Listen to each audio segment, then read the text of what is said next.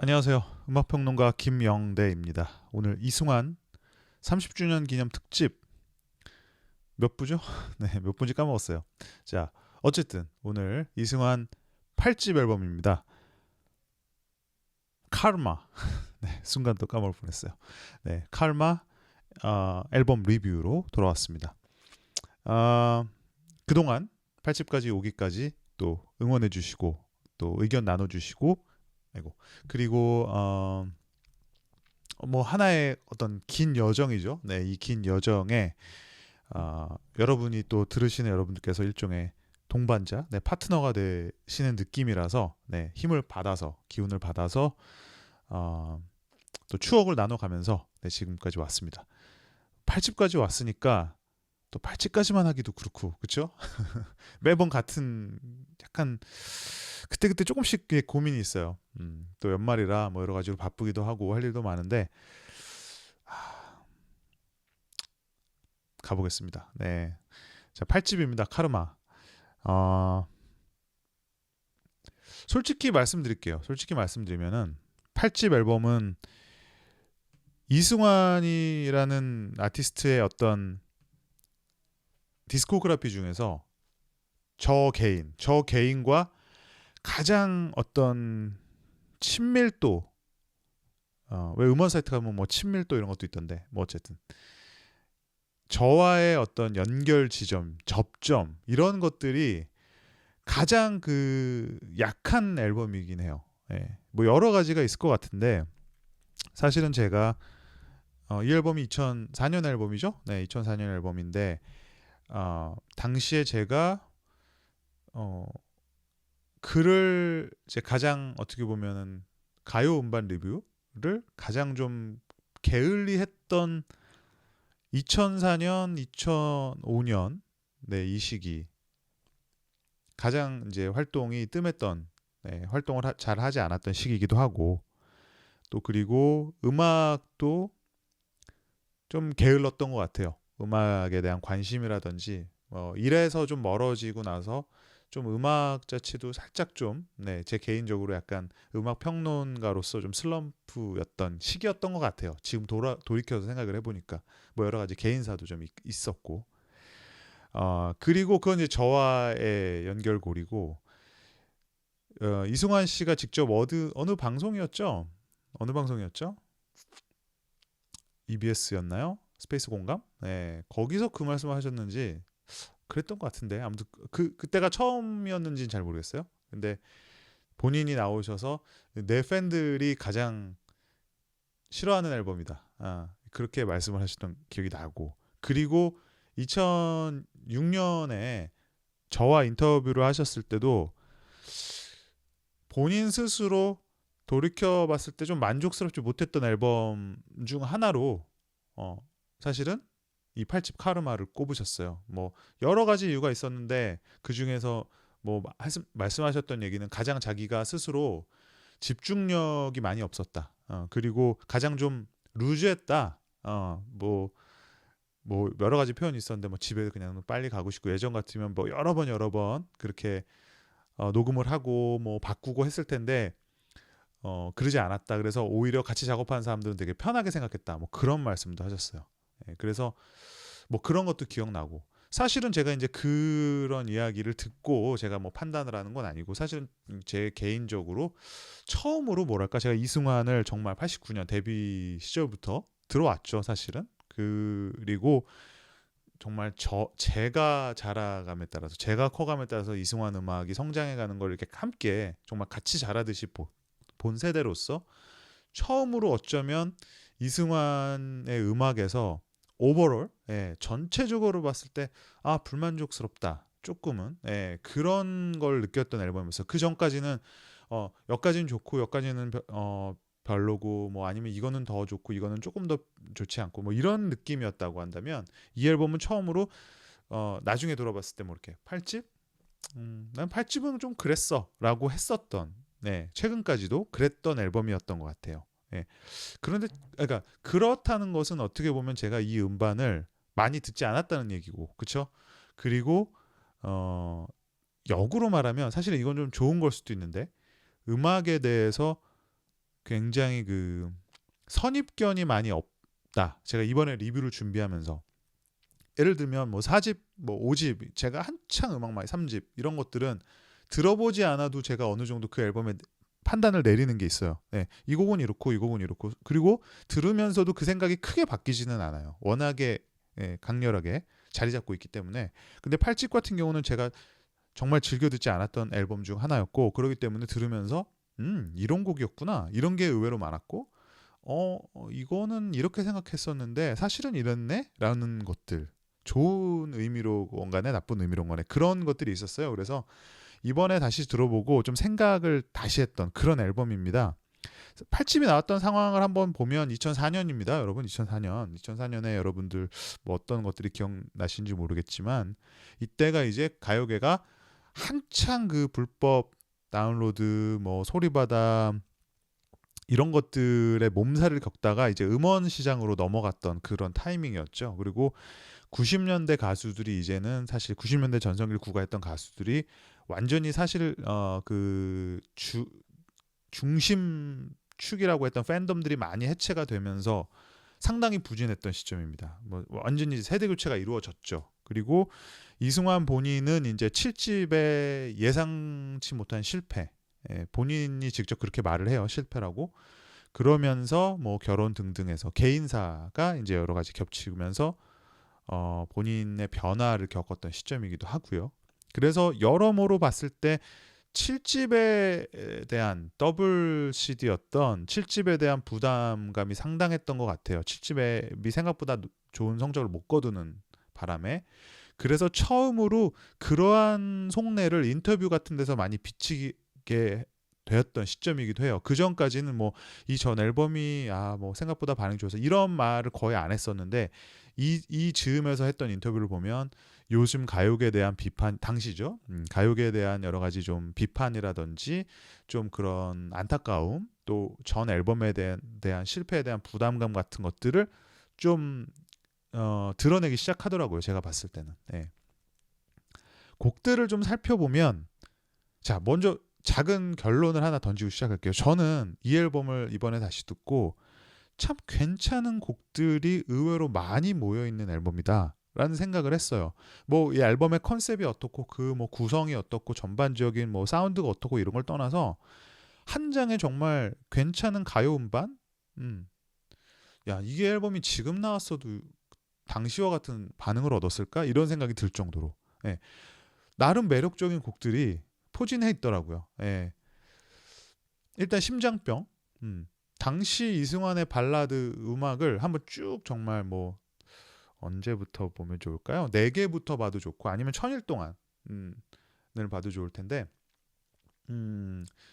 그런 전통적인 이승환표 발라드 치고는 흔치 않은 록 발라드예요. 락 발라드. 그리고 리듬이 강조돼 있어요. 이승환 발라드 대곡 발라드 성향 치고는요. 그래서 일단은 거기서 좀 독특한 느낌을 자아내죠. 예. 그리고 편곡 자체가 굉장히 타이트해요. 예. 황성재라는 또 감각적인 뮤지션의 그 장기가 드러나는 부분이죠. 그리고 현악이 아주 처음부터 현란하게 들어가죠. 네. 박인영 씨의 그 솜씨 좋은 현악 편곡이 인상적입니다. 그래서 초반에 이렇게 막 시작하는 그 현악 편곡부터 아주 웅장하게 곡을 몰아쳐가고 어떻게 보면 그 전에 발라드 곡들이 약간 더 90년대, 80년대 이런 팝 발라드, 굉장히 미국 팝 음악스러운 발라드의 장점을 갖고 있었다면은 이 락 발라드 같은 경우는 굉장히 당시의 어떤 좀 트렌드를 반영한 것 같아요. 그리고 그런 웅장함 속에서 뭐가 막 말이 많지 않죠. 그냥 긴장을 잃지 않고 탁탁탁탁 전개가 됩니다. 간결하게. 그런 의미에서 센스가 있는 곡이고 후렴 멜로디 자체도 좀 빨리 나오잖아요. 그렇죠? 그리고 전체적으로는 압축적이에요, 곡이. 그래서 제 생각에는 당시에 뭐 대곡 그런 발라드 성향을 추구하면서도 뭐 라디오 플레이라든지 전반적인 대중성 같은 것들을, 그런 것들을 이승환 씨가 고민했구나, 그런 고민이 이런 편곡이라든지 구성에 담겨 있구나라는 생각을 했습니다. 사실은 가사만 보더라도 보통 이승환의 대표적인 발라드 곡들이 대부분 본인의 이야기고 본인의 작사죠. 근데 이 곡 같은 경우는 전문 작사가에게 맡겼어요. 조은희 씨라고 당시에 뭐 이렇게 가요 CD를 열면 항상 있는 분이에요. 뭐 아이돌부터 해서 댄스, R&B, 발라드 뭐 수없이 많은 곡들을 작사했던 조은희 씨가 가사를 맡았던 그런 곡입니다. 그래서 이승환의 발라드의 역사로 보면은 상당히 예외적인 이례적인 곡이라고 말할 수 있는 곡입니다. 자, 그 다음은 물어본다인데요. 물어본다는 단연 지금까지도 15년이 지난 지금까지도 회자되는 이승환의 명곡입니다. 오히려 시간이 가면 갈수록 앞에 있었던 이승환의 음악들보다도 오히려 이 곡이 더 회자가 된다는 느낌이 들고, 그렇다는 것은 그 이승환의 커리어가 끝나지 않았을까, 중후기 이렇게 나눠볼 수는 없겠지만은 적어도 2000년대 이후에 이승환의 음악이 입문한 사람들에게는 훨씬 대표곡으로 인지되는 그런 곡이기도 합니다. 그리고 작곡가인 정지찬의 어떤 인생곡 같은 느낌도 있죠. 네. 어떻게 보면은 이승환의 곡들 중에서 아까도 말씀드렸지만은 우리가 뭐 천일 동안 뭐 붉은 낙타 뭐 다만 뭐 이런 곡들, 텅빈 마음 이런 곡들이 어떻게 보면 이승환이라는 사람을 처음부터 좋아했던 사람들이라든지 뭐 이런 사람들에게 두루두루 명곡으로 인정받는 곡이라면 이 곡, 그리고 어떻게 사랑이 그래요, 이제 다음 앨범 리뷰 나오게 되겠죠, 같은 경우는 이 2000년대 이후에 재평가 또 재발견되는 곡이라고 생각이 들어요. 당시에 나왔을 때 센세이션함보다는 오히려 마치 잘 그 숙성된 와인처럼 시간이 가면서 그 인기라든지 그 음악이라든지 이런 것들의 매력이 발견되면서 후대에 그 대중들에게 계속 호출되는 그런 곡이라는 느낌이 있습니다. 그리고 가사적으로 봤을 때도 사이클 앨범 이후에 어떤 계속 이어져 오는 그런 인생에 대한 그런 고민들, 성찰들, 이런 것들이 잘 담겨진 그런 가사고, 그런 점에 있어서, 그런 계열에 있어서 하나의 정점을 찍는 이승환 가사의 명품이라고 생각이 듭니다. 뭐 도망치지 않으려, 피해가지 않으려, 내 안에 숨지 않게, 나에게 속지 않게, 이런 사실은 정말 제가 방금 말씀드린 가사들이 정말 평이한 가사죠. 그렇지만 그 어렵지 않은 라임, 이런 간단하게만 맞췄음에도 불구하고 뭉클함을 자아낸다라는 거, 물론 보컬이 가진 힘, 멜로디 등이 함께 어우러져서 만들어낸 힘이 되겠죠. 어쨌든 이 작사가로서 이승환이 가지는 또 센스 같은 것들을 보여주는 부분이라고 생각이 듭니다. 저에게는 사실 저 개인적으로는 그 전에 제가 이승환의 음악을 하면 늘상 떠오르는 어떤 느낌들, 가사, 뭐 멜로디, 이런 것들에 편견을 깨준 곡이기도 해요. 네, 그래서 이승환이라는 사람이 이런 음악도 할 수 있고 이런 음악에도 잘 어울리는구나라는 느낌을 갖게 했던 곡이었고, 그 전에 있었던 어떤 곡과도 딱히 유사함을 발견할 수 없는 곡이라는 점에서 저는 인상적이고 중요한 포인트라고 생각을 합니다, 이승환의 커리어에 있어서. 그리고 제가 그 이후로는 공연을 보지 못했지만은 공연에서도 상당히 또 감동적인 그런 곡이라고 해요. 자, 그다음 나무꾼의 노래입니다. 뭐 쉽게 말하면 정말 이규호라는 이름이 딱 떠오르는 이규호다운 곡이다. 심장병과 함께 이 앨범에서 이승환이 가사를 직접 뭐 혼자 쓰던 간에 공동 작사를 했건 간에 참여하지 않은 유이한 곡이죠. 그리고 사실은 이규호의 음악은 6집 때부터 시작이 되죠. 둘의 인연이. 그렇지만 이승환과 애초에 갖고 있는 정서 자체가, 이승환의 여러 가지 뮤지션으로서의 면모가 여러 가지 있다고 할 때 그 한 면모를 정말 딱 갖고 있어요, 이규호라는 뮤지션이. 그렇기 때문에 위화감이 없고, 그게 공동 작곡인 간에 이규호의 곡이건 간에 위화감이 없다는 생각이 많이 듭니다. 그리고 이 앨범에서는 가장 정말 무난하고 귀에 거슬리지 않는 예쁘게 들리는 곡이죠. 자, 마지막 인사라는 곡이 있습니다. 이 마지막 인사는 뒤에 배치되어 있는 하찮은 사랑이라는 곡 있잖아요. 그 곡과 함께 이 작곡가 이재명 씨의 작품입니다. 정치인 아니고요. 작곡가 이재명 씨의 작품인데 이 두 곡 모두 독특한 게 공동 작곡을 하지 않고 이재명 작곡가에게 맡겼어요. 그러니까 아까 심장병에서 조은희 작사가에게 맡긴 것처럼 이 곡은 이재명이라는 전문 작곡가에게 두 곡을 맡긴 거죠. 어떻게 보면 이제 외부의 곡을 받은 셈이 되겠는데 이재명 씨는 당시에는 후에는 이제 다른 이름으로 활동을 하는데요. 갑자기 생각이 안 나네요. 네, 이 당시에는 물론 이제 무명이었습니다. 사실 가요계에서. 나중에는 이제 히트 작곡가의 반열에 들어갑니다. 네, 대표적으로 소녀시대 키싱 유라는 곡이 있죠. 저도 참 즐겨 듣는 곡인데. 아무튼 그 곡을 만들면서 이제는 인기 작곡가의 반열에 들어가죠.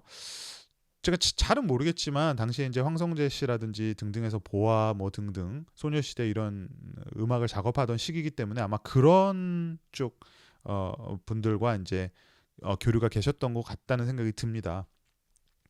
뭐 어쨌든 그래서인지 제가 그렇게 생각을 해서인지 몰라도 멜로디 자체가 이승환의 기존 음악과는 좀 다르고 독특한 그런 가요 특유의 좀 뽕기라 그럴까요? 네, 그런 대중성이 있는 곡인 것 같아요. 네. 이승환의 기존 발라드들이 가지는 어떤 그 좀 복잡 미묘한 맛과 비교하면은 사실은 좀 더 단순한 느낌, 좀 평이한 느낌, 단순하다기보다는 그런 느낌도 있지만은 전반적으로 대중적인 그런 포석이 들어간 곡이 아닐까 생각을 합니다. 그리고 이 곡 같은 경우는 편곡적인 면에선 저는 좋았는데 과거의 그런 지금쯤 너에게 같은 그런 우아한 클래식 소품 같은 느낌의 그런 그런 잔잔함이 매력적으로 느껴지는 곡이에요. 물론 멜로디도 예쁘지만요. 잠시만요.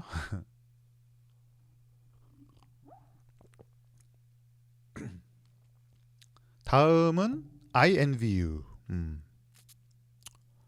단촐한 곡이죠. R&B 느낌이고 그 아카펠라 형식을 빌었죠. 그리고 가사가 정말 정말 착하죠. 각자 어떤 소신대로 사는 그런 사람들, 네, 착하게 사는 사람들 그 모두를 격려하는 노래. 이승환이 가진 그런 따뜻한 시선이 담겨 있는 노래라서 들으면서 참 기분이 좋았습니다.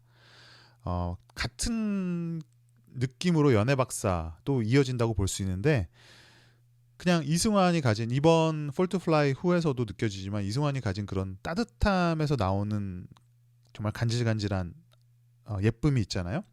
그런 면이 또 엿보이는 곡이고 사실 이 곡은 이제 지금까지도 굉장히 작업을 폴트 플라이 전후 모두 같이 작업을 했었고 계속 가장 가깝게 관계를 유지해 오고 있는 세션 기타리스트입니다. 폴 잭슨 주니어. 사실은 팝을 잘 모르시는 분들에게는 생소한 이름이고 이승환의 세션 기타리스트 정도로 알고 계시지만 정말 팝에서는 최고로 치는 세션 기타리스트, 특히 이런 흑인 R&B 펑키 계열에서는 최고의 기타리스트죠. 어쨌든 그분의 그 톡톡 튀는 기타 하나만 들어도 정말 재밌는 그런 음악들, 리드미컬한 부분, 그리고 멜로디 자체도 굉장히 세련됐고, 그리고 코러스와도 조화가 아주 잘 이루어진 곡이라고 생각이 듭니다. 자, 그 다음은 카르마입니다. 카르마. 이 앨범의 타이틀곡이니만큼 뭔가 담은 것들이 있겠죠, 당연히. 저는 이 곡의 초반 부분을 들으면 그 뭔가 이렇게 불길하게 탁 떠도는 그 재즈한 느낌 있잖아요. 그런 것들이 아마 마일스 데이비스의 So What, Kind of Blue 앨범, 네, 그런 느낌을 좀 차용한 것 같아요. 좀 그 모달한 재즈 느낌의 그런 인트로부터 점점 이제 불안한 소음의 느낌으로 넘어가면서 뒤틀린 음원, 그러다가 이제 차분하고 종교적인 가사로 나아가는 부분인데요. 음악 자체가 그 구성 자체가 뭔가 굉장히 좀 철학적인 느낌이 있어요. 그리고 뭔가 사변적인 느낌이 있고 그런 것들이 가사와 정말 잘 맞는다고 생각을 하고 그런 점에서 이 앨범에서 손꼽을 만한 좀 음악적인 깊이를 가진 곡이 아닐까 그렇게 생각을 합니다. 퀴즈쇼 같은 경우는 뭐 이제는 조금은 익숙하죠. 처음이 아니라 6집에서부터 시작된 이승환의 어떤 사회를 향한 그런 곡들, 사회를 비판하거나 그런 모순이라든지 부조리함에 대한 이야기들, 그 중에서도 특히 이제 언론에 대한 뭐 불만이라든지 분노라든지 그런 것들이 엿보이는 이제 트랙인데요. 바로 이 퀴즈쇼가 그렇죠. 당시에 이 퀴즈쇼에 대한 그 이 퀴즈쇼의 가사 내용 때문에 아마 좀 잠시 화제가 됐던 적이 있었던 것 같아요. 이건 제 기억인데, 그래서 이승환 씨가 당시에 어디 신문에서인지 방송에서인지 인터뷰에서 정말 무분별하게 그 보도하는 언론의 행태, 그러니까 그 중에서도 특히 왜 요새도 사실은 그렇지만 그냥 툭하면 뭐 A.C, B.C 뭐 이렇게 인용을 해가면서 카더라식의 보도를 하는, 그리고 그런 것들이 정말 누구 맞추기가 이렇게 이니셜 놀이, 네, 스포츠가 되는 그런 것들을 빗댄 가사라고 말씀하셨던 것 같은 기억이 나요. 제가 정확히 기억을 하는 건가요? 그런 느낌을 담아낸 곡이라고 생각이 들었는데, 뭔가 굉장히 그 가사가 미스테리하면서도 좀 이해가 가는, 네, 그런 면이 있는 그런 음악이었어요. 자, 하찮은 사랑은 아까도 잠시 말씀을 드렸잖아요. 이 마지막 인사를 작곡했던 이재명 작곡가의 곡이고, 마이너 기반의 그런 되게 좀 딱 들어도 대중적인 느낌이 라인이 있죠. 그게 뭐 장점일 수도 있고요.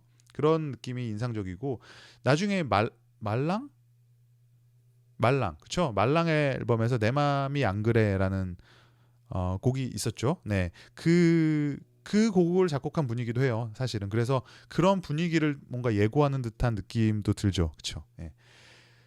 뭐 그냥 편하게 말하면 가요적인 음악이다라고도 볼 수 있을 것 같아요. 그런데 사실은 뭐 이승환이 뭐 세련된 음악도 그렇고, 뭐 펑키한 음악, 락, 특히 다재다능한 정말 버스타일한 보컬리스트이지만은, 사실은 이승환이 정말 가요적인 멜로디, 우리가 소위 뽕기가 난다고 하는 멜로디를 잘 살려내는 보컬리스트이기도 해요. 우리가 종종 사실은 그 덕후의 감성을 가진 분들은 잊고 있는 부분이기도 하거든요. 근데 저는 사실 제가 뭐 어떤 음악이라고 꼭 집어 말씀드리진 않겠는데, 가끔 어떤 뮤지션들이 전문 그런 싱어가 아닌 어떤 뮤지션이 어떤 곡을 냈을 때, 저런 대중성은 이승환이 부르면 정말 잘 됐을 것 같은데 라는 곡들이 있거든요. 근데 이런 곡들에서 보여주는 이승환의 보컬 능력도 사실은 장점 중 하나라고 생각이 듭니다.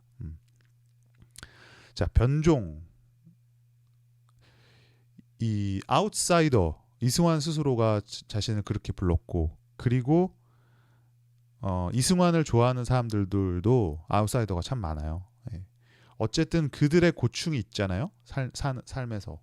그럼에도 불구하고 사실은 저도 늘 비슷한 고민을 합니다만은, 뭐가 잘 될 건지 알고 있고 할 수 있는 능력도 없지 않고, 하면 되는데 안 하게 되는 게 있어요. 그러니까 타고난 아웃사이더적인 어떤 반골 기질이라고 할지, 그리고 굳이 두 길이 있는데 저쪽은 탁 끝이 보이는, 네, 명확한 길이 있고 저쪽은 가려져 있고 불안한 것 같은 길인데 굳이 그 길을 선택을 하는 사람들의 독특한 마음이 있고, 저도 이제 항상 그런 식의 길을 많이 걸어와서 그런지 주변에서, 야, 너는 정말 넌 인디야, 너는 진짜 별종이야, 변종이야, 이렇게 말하는 경우가 있어요. 근데 이런 느낌이죠. 근데 그런 것들을, 중요한 거는 포기할 마음이 없고, 그렇죠? 지키고 싶다는 소신도 있는 거죠. 그런 것들이 그런 마음이 엿보이는 가사라서 너무 좋았고, 그리고 그런 가사의 느낌과 다소 이제 변칙적인 그런 리듬이죠. 그리고 뭐 조합, 어쿠스틱 기타, 라틴 리듬에 다시 또 멜로디가 더해지면서 평범하게 갈 수 있는 일렉트로닉 스타일의 곡이 될 뻔했는데 그렇게 가지 않는. 그러니까 저는 이 곡에서의 느낌도, 이 편곡에서의 방향성도 그 가사와 맞아떨어지는 부분이 있는 것 같아요. 네, 한번 들어보세요. 그런 느낌이 분명 있거든요. 뭐 당시에 한창 이제 롤러코스터의 일원으로서, 그리고 가요계에 이제 떠오르는 또 신진 일렉트로닉 뮤지션으로서 주가를 높여가기 시작하는, 음악성이 정말, 음악적 상상력이 막 샘솟기 시작하던 이 진우라는 뮤지션이 이승환의 색깔과 잘 만나서 만들어낸 그런 흥미로운 곡이 아니었나 싶습니다. 자, 마지막은 노토리였습니다. 이 앨범에서는 가장 힘을 준 음악이죠. 그렇죠. 늘 뭐 이승환이 마지막 트랙에 그런 걸 많이 배치를 하지만, 그리고 정말 다양한 요소들이 많이 들어간 굳이 말하면 뭐 하이브리드, 그렇죠? 하이브리드 락 트랙이라고 보시면 되겠어요. 네, 여러 가지 정말 다양한 것들을 믹스 앤 매치 시키는. 다만 재밌었죠. 재밌었는데 저는 지난 앨범에서 파이트에서의 느낌과도 비슷해요. 그러니까 오버이지에서의 느낌과 비슷한데 어떤 하려는 사운드에 비해서 그것이 딱 구현돼서 들리는 거에선 조금 아쉬운 것 같아요. 예. 노하우일 수도 있을 것 같아요. 자, 전반적으로 한번 정리를 해보면 다시 들어보니까 전 사실 좀 반전이었거든요. 이 앨범이 굉장히 놀랍도록 깔끔한 앨범이었고, 그리고 정제된 앨범이었고, 그리고 심지어 대중적인 매력도 갖춘 앨범이라는 생각이 듭니다. 그리고 뭐 물어본다 같은 곡들도 그렇고 심장병도 그렇고 그냥 싱글로서의 굉장히 스트롱해요. 굉장히 그 매력이 있어요. 그리고 사실은 이승환이 보여줄 수 있는 스타일들이 두루두루 있어요. 그러니까 어떻게 보면 있을 거가 다 있거든요. 그러니까 굳이 전작과 비교를 하자면 7집이 써니사이드 오브 오버이지에서 모든 거를 좀 맥시마이즈한, 그러니까 좀 그 최대치로 끌어올린 그런 느낌이 있었다면 이 앨범은 그런 느낌도 사실은 없어요. 그래서 부담도 없고, 그리고 자의식이라 그럴지 그런 것도 굉장히 좀 억눌러져 있다고 보여져요. 예, 지나침이 없고. 그래서 곡만 그 곡 길이만 봐도 아시잖아요. 러닝 타임 자체가 뭐 4분 30초 이상을 넘어가는 곡도 거의 없어요. 예. 뭐 대부분의 곡이 그렇고요. 아마도 당시에 이제 시대에 MP3 시장으로 넘어가는 그 바뀐 시대를 반영하는 고민의 흔적이 아닌가 싶습니다. 사실은 역설적으로 말하면은 이승환이라는 사람을 누군가에게 알려줄 때 부담 없이 이런 음악을 하는 사람이야라고 알려줄 수도 있는 그런 앨범이라고 생각이 들거든요. 저는 카르마라는 앨범이 무리가 없는 그런 앨범이라고 생각이 들고 2000년이잖아요. 2004년. 그리고 이승환이 이제 30대 후반이 되면서 한국 나이로는 40이 됐던 시점이었나요? 그랬을 것 같은데 그 기존의 어떤 이승환이라는 사람을 규정한 틀 그런 거에 좀 안주하지 않고 이제 새로운 세대들에게 이승환이라는 뮤지션을 어떻게 소개할까라는 것들은 분명히 고민이 있었을 거예요. 그러한 고민이 읽혀지는 앨범이고, 그리고 7집과는 사실은 다른 새로운 이승환의 어떤, 그러니까 음악이 완전히 달라졌다기보다는 그 방법론이라는 측면에서 어떤 새로운 것들, 새로운 방식으로 자신을 전달하고 싶은 그런 마음이 읽히기도 합니다. 그래서 어떻게 보면 바로 그러한 변화가 기존의 이승환 팬들, 그리고 조금 더 과하다 싶은 것들도 좋아했던 그런 팬들에게는 조금은 힘이 빠진 느낌, 그렇죠? 그 유연해졌다는 것이 힘이 빠지고 이승환만의 뭔가 그 엣지함이 많이 없어졌어 라는 것들이 조금은 탐탁치 않게 느껴지는 부분도 있었지 않았나. 충분히 그것도 이해는 가는 부분이에요. 그리고 아마도 당시에 제가 그런 느낌을 느꼈던 한 사람이 아니었나 싶기도 합니다. 그리고 동시에 이미 이승환이라는 사람이 뭐 솔직히 말하면 당시에 2004년 화제성에 있어서는 이미 밀려나 있던 시점이에요. 그렇기 때문에 본인 스스로도 그런 것들이 늘 인기 스타, 물론 공연에 있어서는 여전히 탑을 달리지만 이런 차트 같은 데서 힘을 많이 쓰지 못하는 그런 가수가 된 스스로의 모습이 적응하기도 굉장히 어려웠을 것이고, 그런 의미에서 가요계라는 것들을 바라보는 좀 염세적인 생각들도 있었던 시절의 음악이었던 것 같아요. 근데 저는 개인적으로 아쉬운 거는 사실 소소한 음덕으로서의 아쉬움인데요. 저는 이 앨범이 처음으로 좀 사운드적으로 좀 이렇게 물음표가 있었던 앨범이에요. 4집부터 정말 그 굉장히 아름답고 훌륭했던 사운드가 있었고 5집, 6집, 7집 또 특히 써니사이드업 최고였다고 생각을 하는데, 이번 이 앨범은 사실은 스태프적으로는 굉장히 훌륭한 사람들입니다. 이 테드 젠슨이라고 또 스털링 사운드에 뭐 그 그래미상도 수상을 했던 그런 엔지니어이기 때문에 기술적인 문제였나 싶은 마음은 없는데 어떤 성향의 문제였던 것 같아요. 예, 이 음악을 해석하는 성향의 문제에 있어서 뭐 믹싱이었던지 뭐 마스터링이었던지 좀 그 방향성이 딱 그 맞아 떨어지지는 않는 느낌이었어요. 그래서 재밌는 거는요, 사실 제가 그렇게 그냥 느꼈었거든요. 사실 이게 2006년에 제가 이승환 씨하고 인터뷰를 했습니다. 근데 그때 제가 2007년이었나? 2007년이었던 것 같네요. 네, 제가 이제 이승환 씨의 과거 앨범들을 쫙 들으면서 유독 이 8집이 좀 아쉬웠거든요. 그래서 그 말씀을 드렸는데 본인이 바로 인정을 하시더라고. 그러면서 자기도 굉장히 깼다고 말씀을 하셨어요. 그 아마 마스터링 부분에 있어서. 어쨌든 뭐 그런 건 이제 소소한, 네, 좀 깊이 들으시는 분들끼리 할 수 있는 대화죠. 어쨌든 전반적으로 뭐 그렇다고 그것들이 곡에 감동을 해치는 수준이나 전혀 그건 아닌 것 같아요. 그리고 뭐 그런 사운드적으로 실패한 음악이냐, 뭐 동시대의 다른 정말 후진 사운드의 음반과 비교하면 여전히 넘사벽의 음악이었지만은 바로 전작인 써니사이드업의 음악들, 그리고 아마 9집 앨범이죠. 어떻게 사랑이 그래요가 있는 9집 앨범과 여러분이 나란히 한번 헤드폰으로 비교를 해보시면은 분명히 뭔가 좀 아쉬움이 남아 있습니다. 성향적으로 좀 날카롭기도 하고요. 자, 뭐 이런 소소한 이야기들을 마지막으로 8집 리뷰 마쳤습니다. 늘 그렇듯이 이 8집에 얽힌 여러분의 이야기들, 그리고 제가 당시 뭐 공연을 잘 다니고 그랬던 시절이 아니기 때문에 뭐 이 앨범과 관련해서 공연에서의 뭐 재밌었던 일이라든지 뭐 어느 것도 좋습니다.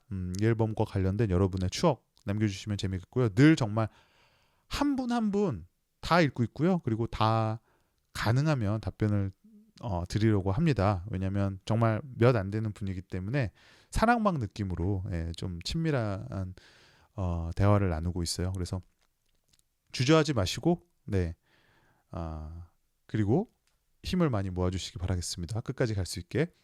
자, 오늘 이승환 8집 칼마 리뷰는 여기까지였습니다. 다음 앨범 리뷰로 돌아오겠습니다. 음악평론가 김영대였습니다.